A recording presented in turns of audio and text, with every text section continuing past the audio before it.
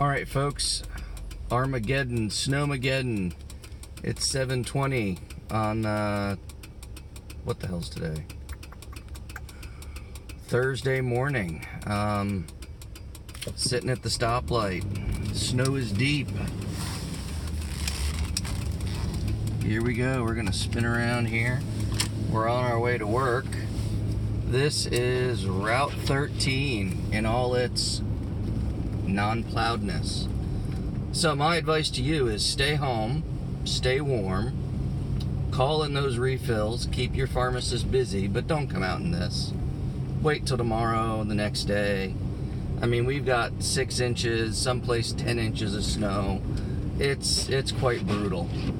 So stay in, stay warm. Thanks for watching. Cheers.